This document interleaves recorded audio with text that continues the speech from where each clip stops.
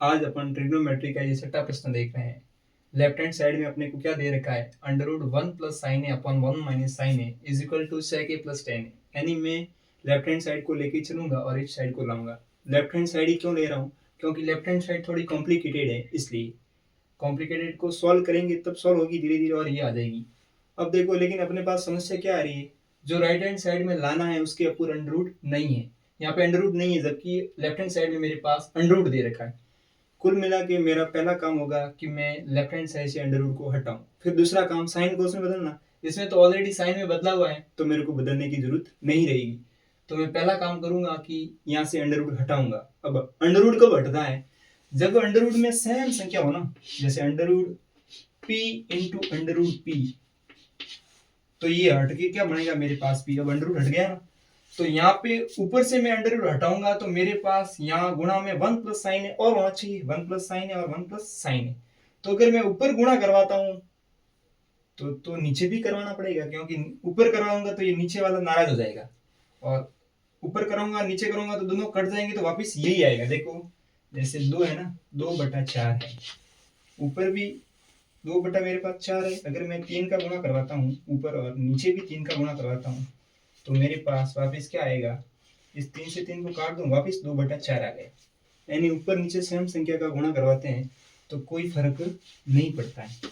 और अपन गुणा क्यों करवा रहे हैं, क्योंकि अपने को अंडर रूट को हटाना है। तो मैं किसका गुणा कराऊंगा, 1 प्लस साइन ए का ऊपर और 1 प्लस साइन ए का नीचे।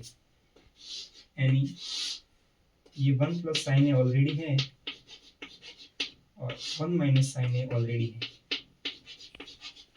Into 1 plus sine A upon 1 plus sine ए।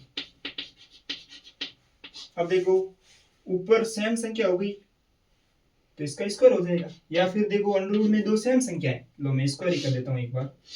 ऊपर मेरे पास हो गया 1 प्लस साइन ए का स्क्वायर और नीचे क्या हो गया, देखो a माइनस बी और a प्लस बी। तो a माइनस बी और a प्लस बी क्या होता है, a minus B a plus B is equal to मेरे पास होता है a square minus B square. तो ये नीचे क्या हो जाएगा, a का square minus sine square a। अब देखो दोनों के ऊपर अंडर रूट है तो मैं अंडर रूट को अलग कर सकता हूँ। जैसे देखो मेरे पास under root a upon under root B होता है ना, तो मैं अंडर रूट को अलग अलग कर सकता हूँ, अंडर रूट a बटा अंडर रूट b, है ना। तो यहाँ पे भी मैं अंडर रूट को अलग अलग कर दूंगा तो मेरे पास क्या आएगा, देखो ऊपर क्या आएगा, अंडर रूट 1 प्लस साइन ए का स्क्वायर और नीचे क्या आएगा मेरे पास अंडर रूट, देखो एक का स्क्वायर करेंगे तो एक, साइन का स्क्वायर करेंगे तो साइन स्क्वायर ए। ठीक है। अब देखो 1 प्लस साइन स्क्वायर ए को मैं क्या लिख सकता हूं, अब देखो एक बार ऊपर देखो, एक बार इस स्क्वायर से तो ये अंडर रूट हट जाएगा, इस स्क्वायर से ये अंडर रूट हट जाएगा। तो ऊपर मेरे पास क्या रहा 1 प्लस साइन ए। ठीक है। नीचे देखो 1 माइनस साइन स्क्वायर ए, 1 माइनस साइन स्क्वायर थीटा बराबर क्या होता है अपन जानते हैं, 1 माइनस साइन स्क्वायर थीटा बराबर कोस स्क्वायर थीटा। यानी नीचे मेरे पास क्या आएगा अंडर रूट कोस स्क्वायर ए।